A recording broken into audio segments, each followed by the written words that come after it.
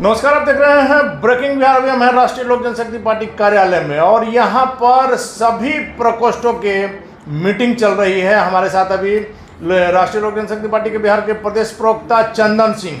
चंदन जी, आज कार्यालय में काफ़ी गहमा गहमी है। इन दिनों कार्यालय आपका उदासी का माहौल रहता था, आज इतना गहमा गहमी क्यों? नहीं, देखिए अनिल जी, कभी पार्टी ऑफिस में उदासी का माहौल नहीं होता है। निरंतर कार्यकर्ता आते रहते हैं और जो दायित्व जिसको मिला हुआ है उसका निर्वहन करते हैं। अब आज एक विशेष अवसर है कि राष्ट्रीय पदाधिकारी और प्रदेश पदाधिकारियों की एक संयुक्त बैठक हुई है और बैठक का उद्देश्य जो है वह स्पष्ट है कि हमारे पार्टी का जिस दिन स्थापना हुआ 28 नवंबर को, उसको किस तरीके से हम लोग को मनाना है और कहाँ मनाना है। पार्टी की जो सदस्यता अभियान चल रही थी वो किस स्थिति में है और तमाम ऐसे बिंदुओं पर लगातार जिला अध्यक्ष और प्रदेश पदाधिकारियों के साथ हमारे राष्ट्रीय अध्यक्ष आदरणीय पशुपति कुमार पारस जी और हमारे समस्तीपुर के सांसद और बिहार के जो प्रदेश अध्यक्ष हैं युवा तुर्क आदरणीय प्रिंस राज पासवान जी, आदरणीय सूरज भान सिंह जी, आदरणीय चंदन सिंह जी लगातार जो है कार्यकर्ताओं से विचार विमर्श, जिस प्रकार से अपनी पार्टी का संगठन विस्तार कर रहे हैं उसको देख करके आप लोग को भी लगा कि कहीं पीछे ना रह जाए। अब देखिए, ये तो आप वरिष्ठ पत्रकार हैं, हम आप पर कुछ कह भी नहीं सकते हैं। नहीं, आप जो व्यक्ति 77 से सार्वजनिक जीवन में हो और स्वर्गीय रामविलास पासवान जी का चुनाव और उनका पॉलिटिकल करियर में बराबर का साझेदार हो, वो चिराग पासवान के संगठन विस्तार का कॉपी और पेस्ट करेगा। हमने क्यों कहा यह सवाल? आदरणीय पशुपति कुमार पारस जी एक संगठन के व्यक्ति हैं और लगातार लोक जनशक्ति पार्टी हो या इससे पहले कि जो राजनीति हो उसमें जिस तरीके से उन्होंने काम किया है, आज उस अनुभव का उपयोग कर रहे हैं। तो आप अपना शब्द जो है अनिल जी, इस पर हमको घोर आपत्ति है। पारस जी के कार्यशैली में उनकी जो राजनीतिक जो उनका जो अनुभव है, इस पर कोई प्रश्न चिन्ह नहीं है। बात इसलिए उठ रही है कि जब एलजेपी जब दो फांक में बट गई है, चिराग पासवान की लोकप्रियता से भी इनकार नहीं किया जा सकता है। आप लोग भी लगातार लगे हुए हैं, 5 सांसद आपके हैं। सवाल यह उठ रहा है कि 5 सांसद रहेंगे या नहीं रहेंगे? आप चिराग पासवान की लोकप्रियता का आप सर्टिफिकेट दे रहे हैं। नहीं, हमने आपके भी कहा लोजपा का 6 सीट अगर पिछली बार आया था तो निश्चित तौर पर आप लोग सभी लोगों की लोकप्रियता रही। चिराग पासवान की या देखिए, चिराग पासवान की लोकप्रियता यही है कि कुछ मुट्ठी भर पेड जो उनके फेसबुक के उनके जो दुलरुए हैं वही फेसबुक पे जिंदाबाद जिंदाबाद करते रहते हैं और भाड़े की भीड़ पर राजनीति चिराग पासवान करते हैं। इससे ज्यादा उनका राजनीतिक वजूद हम कुछ भी नहीं स्वीकार करते। शुरू में कहा हम कुछ भी उनके राजनीतिक वजूद को स्वीकार नहीं करते। लोजपा 2 फांक में है, इसलिए प्रश्न उठता है। हमने शुरू में कहा कि किसी देखिए व्यक्ति विशेष की महत्वाकांक्षा में अगर पार्टी को तोड़ दिया जाए और वो आदमी अपने आप को आज शहंशाह और सुप्रीमो कहलाता हो, जिसके पास ना एक सांसद है, उसके अलावा ना कोई एमएलसी है, ना कोई विधायक है, तो आप समझ सकते हैं जब हमारे साथ हमारे सभी सांसद हैं, हम चुनाव लड़कर और अपने एमएलसी को जितवाने का काम किए हैं, तो जनता हमारे साथ है। और देखिए, लोकतंत्र है, यह राजतंत्र नहीं है। आप अपने पार्टी में अपना अस्तित्व आप सुप्रीमो का रखिए, लेकिन जहां लोकतंत्र की बात आ जाएगी वहां आदरणीय पशुपति कुमार पारस जी पूरी तरीके से हावी हैं। आप निश्चित तौर पर बहुत अच्छा बोलते हैं, बातों में हमको उलझाइए नहीं। आप सीधे ये बताइए कि जब सवाल उठेगा तो उसका जवाब तो आपसे लेंगे ना। सवाल इसलिए उठ रहा है कि अभी तक आपकी पार्टी के स्थापना दिवस हमेशा आप लोग पटना में करते थे, अगर मेरी जानकारी सही है, पटना में करते थे। इस बार आप लोग हाजीपुर कर रहे हैं। सवाल तो उठेगा कि क्या हाजीपुर से चिराग पासवान इस प्रकार से लड़ने की बात कर रहे हैं, क्या इस कारण से आप लोग इस बार स्थापना दिवस हाजीपुर में? देखिए, जब कार्यकर्ताओं से, जिलाध्यक्ष से, प्रदेश पदाधिकारी से, राष्ट्रीय प्रवक्ता से, कई जिला के विधानसभा प्रभारियों से जब लगातार संवाद पार्टी ने स्थापित किया तो एक सुझाव सर्वसम्मति से आया कि पार्टी को अब एक नई पार्टी है, क्योंकि पार्टी जब टूटी तो एक चुनाव चिन्ह मिला है और उसके बाद पार्टी का विस्तार जिस तरीके से आप हर एक विधानसभा में किए प्रखंड तक किए।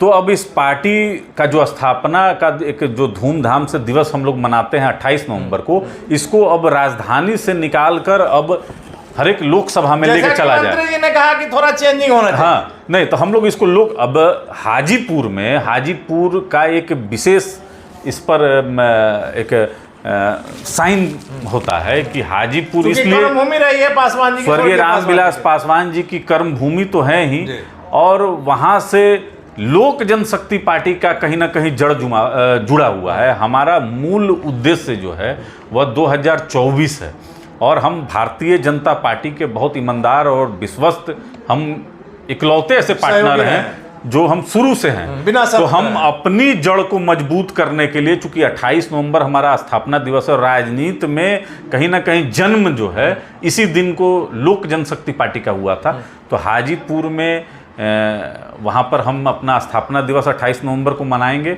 और पूरे बिहार भर से हम वहाँ पर अपना शक्ति प्रदर्शन भी करेंगे। और लगातार पार्टी इन दिनों जिस तरीके से एक्टिव है और अपना सदस्यता अभियान चला रही है, लोगों को अपने से जोड़ रही है, और बिहार के तमाम वो जो नौजवान हैं जो 16-17 साल से 18 साल से जो ऊपर हैं और जो 30 के अंदर हैं, इन पर हमारा विशेष फोकस है कि पार्टी का जो सिद्धांत है और मूल रूप से जो आदरणीय स्वर्गीय रामविलास पासवान जी का था, जो उनके विजन से हम लोग को जोड़ना उनको है, और हाजीपुर ले जाकर हम ये दिखाना चाहते हैं कि यहीं से जो है कि राजनीति में वर्ल्ड रिकॉर्ड, गिनीज बुक में रिकॉर्ड, यही वो धरती है जहां से हम बनाए हैं, और अपने मूल जड़ को हमको भूलना नहीं है। यहाँ से पूरे बिहार में हम लोग को अपना फैलाव करना है। राष्ट्रीय अध्यक्ष केंद्रीय मंत्री पशुपति कुमार पारस ने, चूंकि आप भी एनडीए के घटक हैं, चिराग पासवान भी घटक हैं, आप लोग में जो खींचातानी बढ़ रही है, पारस जी जैसे व्यक्ति ने कहा चिराग पासवान की पार्टी नहीं दलदल है। देखिए, अब वो तो ये चीज़ कहें, हम तो कहते हैं कि वह पार्टी नहीं गिरोह है। गिरोह है। मैं आपको बता रहा हूँ कि जब आप 136 सीट पर चुनाव लड़ते हैं और अधिकांश पर जमानत जब्त कराते हैं, उसके बाद बिहार में 10 उपचुनाव हुए, और बिहार के बाहर भी काफ़ी चुनाव हुए, दिल्ली के एमसीडी के चुनाव, और चिराग पासवान कहीं भी चुनाव नहीं लड़ते हैं। और जब भी इनका आप सुनिएगा तो कहेंगे कि हम अपने संगठन को मजबूत कर रहे हैं, हम अपने संगठन का विस्तार कर रहे हैं। एक ही पार्टी टूटी एक ही समय में, एक राष्ट्रीय लोक जनशक्ति पार्टी बनी, एक लोक जनशक्ति पार्टी रामविलास बनी, और तब भी आप अगर ये कहते हैं कि हम अभी संगठन का विस्तार कर रहे हैं, तो कहीं ना कहीं आप में कोई कमी है, आपके नेतृत्व में कमी है, और सही तरीके से आप कार्यकर्ताओं के बीच में और जनता के बीच में संवाद को स्थापित नहीं कर रहे हैं, इसीलिए आप डर रहे हैं चुनाव मैदान में। से एनडीए कमजोर नहीं होगा। देखिए, एनडीए को स्पष्ट पता है, स्वर्गीय रामविलास पासवान जी के उत्तराधिकारी अगर कोई है तो वह आदरणीय पशुपति कुमार पारस जी हैं, और इसलिए जो राजनीतिक उत्तराधिकारी, और इसलिए जो पासवान समाज है जिसको कम करके इस जातीय सर्वे में दिखाया गया है, वो पूरी तरीके से अपना नेता आदरणीय पशुपति कुमार पारस जी को मानता है। और इसके पीछे एक और मैं तर्क देता हूं अनिल जी, चूंकि आप बुद्धिमान पत्रकार हैं, भारतीय जनता पार्टी एनडीए की सबसे बड़ी घटक दल है, और उसी घटक दल में वर्तमान में जो एमएलसी हैं और बहुत दिग्गज दलितों के चिंतक और नेता हैं, आदरणीय संजय पासवान जी, उन्होंने भी एक सम्मेलन में कहा कि अगर स्वर्गीय रामविलास पासवान जी का कोई अगर राजनीतिक उत्तराधिकारी है तो वो आदरणीय पशुपति कुमार पारस जी हैं। अभी हाल फिलहाल में बीजेपी के एमएलसी ललन पासवान ने भी यही कहा। तो एक आदमी सही और बाकी तमाम दुनिया गलत, ऐसा नहीं हो सकता। बीजेपी एमएलए ललन पासवान कहा जाता है कि आप के हैं, इसलिए कहा इस तरह। देखिए अनिल जी, आप किसी पर भी आरोप लगा सकते हैं दूसरे दल के कि वो आपके तरफ से, लेकिन मैं आपसे जानना चाहता हूं कि एक लंबे समय से आप राजनीति को कवर करते हैं, क्या एक भी उदाहरण हमको ऐसा बताइएगा अन्य दल का किसी नेता को जिसने कहा हो कि स्वर्गीय रामविलास पासवान जी के राजनीतिक उत्तराधिकारी चिराग पासवान है? क्या उदाहरण के लिए ऐसा एक भी नाम बताइए। आप कितने भाई हैं? हम 4 भाई हैं। आप 4 भाई हैं, चलिए 4 भाई ही मान लीजिए, चाहे 1 भाई मान लीजिए, आपके पिता का उत्तराधिकारी आपके पिताजी जब नहीं रहेंगे, भगवान न करे ऐसा हो, लेकिन एक समय के बाद इस तरह की स्थिति आती है, तो जब आपके पिताजी इस दुनिया में नहीं रहेंगे तो उनका उत्तराधिकारी उनके भाई यानी आपके चचा रहेंगे कि आप रहेंगे? उत्तराधिकारी मत कहिए, आप संपत्ति का उत्तराधिकारी कहिए, यही ना आप कहना चाहते हैं कि उनके द्वारा जो छोड़ा गया चल अचल संपत्ति का वारिस हम हो सकते हैं, लेकिन उनका कुछ अगर विचार है जनता के प्रति तो उस पर मैं दावा नहीं कर सकता हूं। आज अगर ऐसा देखा जाए, आप ही के मैं कहने पे अगर कहता हूं तो हमारे राष्ट्रपिता महात्मा गांधी के तो परपौत्र अभी जीवित हैं, तुषार गांधी जी। तो क्या इनको हम लोग राष्ट्रपिता थे तो क्या इनको भी हम लोग पिता का उपाधि दे सकते हैं क्या? नहीं। तो एक गांधी एक विचारधारा मतलब है, उनके विचारों पर जो स्वर्गीय रामविलास पासवान जी एक विचारधारा है, और उस विचारधारा पर जो चलेगा वही उनका अनुयायी और उनका मानने वाला होगा। ये तय आप नहीं करेंगे तो जनता तय करेगी ना, क्या तो जनता ने तो तय कर दिया, और हमारे एनडीए के दल के जो सबसे बड़े घटक दल हैं उन्होंने भी तय कर दिया, तभी तो हमारे नेता आदरणीय पशुपति कुमार पारस जी को भारत सरकार में केंद्रीय मंत्री का दर्जा दिया गया है। वो चिराग पासवान को नहीं मिला, और वही हाजीपुर से, उसी हाजीपुर से जहां चिराग पासवान आज अपना दावा पेश करते हैं, कभी अपनी माता जी के लिए दावा पेश करते हैं, वहां से वो एक अदद प्रत्याशी उनको नहीं मिला जो राष्ट्रीय लोक जनशक्ति पार्टी के खिलाफ खड़ा हो जाए। हमारे भूषण राय जी वहां से एमएलसी है ना, तो देखिए हाथ कंगन को आरसी किया और पढ़े लिखे को फारसी किया। चिराग पासवान गाल बजाने वाले नेता हैं और वो क्रिटिसाइज कर सकते हैं आदरणीय पशुपति कुमार पारस जी को। अपने बड़ों का सम्मान करना चाहिए। जब स्वर्गीय रामविलास पासवान जी एक लकीर को खींच दिए कि हाजीपुर से सांसद आदरणीय पशुपति कुमार पारस जी हैं, वही रहेंगे, तो उनको सम्मान करना चाहिए अपने स्वर्गीय पिता के द्वारा बनाए हुए अपने चाचा पर। लेकिन आज अगर वो लेकिन एक आखिरी सवाल ले लेते हैं चंदन जी। 6 तारीख को विधानसभा के सत्र, विशेष सत्र, जो शीतकालीन जो सत्र बुलाया गया है, कहा जा रहा है कि नीतीश कुमार के मास्टर स्ट्रोक से मोदी साचित हो जाएंगे। जिस प्रकार से जातीय सर्वे की जो रिपोर्ट आई है, आरक्षण का दायरा बढ़ाने की बात होगी, 70 से 75% आरक्षण की दायरा बढ़ाने की बात होगी, यह जानते हुए कि 50% से ज़्यादा सुप्रीम कोर्ट ने मना कर रखा है, सुप्रीम कोर्ट का ऑर्डर है। वैसे में नीतीश कुमार यह बजा सकते हैं कि हमने प्रस्ताव दिया केंद्र को, मोदी सरकार नहीं। देखिए, वर्तमान की जो सरकार है, जिस गठबंधन में है, जंगल राज जहाँ से शुरुआत हुआ था, तो ये विकास पर चुनाव लड़ ही नहीं सकते हैं अनिल जी। लालू प्रसाद यादव जी का कोई विकास का मॉडल नहीं है, इनका चरवाहा विद्यालय का मॉडल है, इनका गाय और पशु का चारा खाने का और जमीन के बदले नौकरी देने का मॉडल है। और नीतीश कुमार जी ने भी पिछले 17 साल में कोई विकास की ऐसी लकीर नहीं खींची जिसको देश कहीं ना कहीं अनुसरण करे।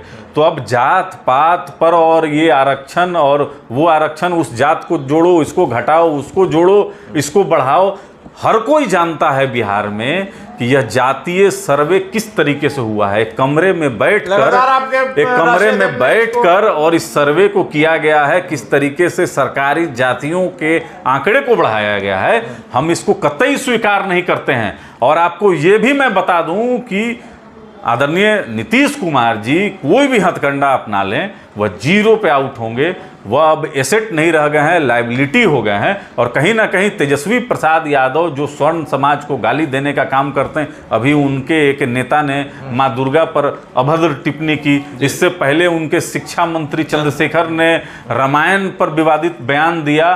तो इस तरीके का बयान वो लोग लगातार देते हैं और जातीय गुनागणित से वो बिहार की सत्ता में बने रहना चाहते हैं। देखिए, बिहार पिछले 32 साल से विकास के लिए तड़प रहा है, तो 15 साल उनको मौका मिला, आरजेडी को 17 साल नीतीश जी को मौका मिला। बिहार की जनता से आपके माध्यम से मैं आग्रह करूंगा कि एक बार एनडीए को भी अवसर देकर देखें यहाँ पर, और किस तरीके से एक विकास की गंगा यहाँ पर बहती है। हमको पूर्ण यकीन है कि जो जनता है वो 2024 में जहाँ 39 पिछली बार मिला था, वो इस बार 40 पूर्ण होगा और बिहार कहीं ना कहीं एक लंबा जो है लकीर खींचेगी पूरे देश भर। चलिए, तो रालोसपा के बिहार के प्रदेश प्रवक्ता चंदन सिंह, पिछली बार 39 सीट थी लोकसभा की, इस बार 40 में 40 सीट मिलेगी एनडीए को, ऐसा इनका दावा है। और सबसे महत्वपूर्ण बात है कि चिराग पासवान की पार्टी, केंद्रीय मंत्री पशुपति कुमार पारस का दावा है कि चिराग पासवान की पार्टी नहीं है, दलदल है। और उससे भी एक हाथ आगे बढ़ करके चंदन सिंह ने चिराग पासवान की पार्टी को एक गिरोह करार दे दिया है। लोक जनशक्ति पार्टी आर और राष्ट्रीय लोक जनशक्ति पार्टी के जो बीच के जो दरार है वो एनडीए को कितना नुकसान पहुंचाएगी आने वाले वक्त में। इन दोनों की लड़ाई का क्या होगा परिणाम, है देखना काफी महत्वपूर्ण होगा। फिलहाल आप बने रहे ब्रेकिंग विभाग से।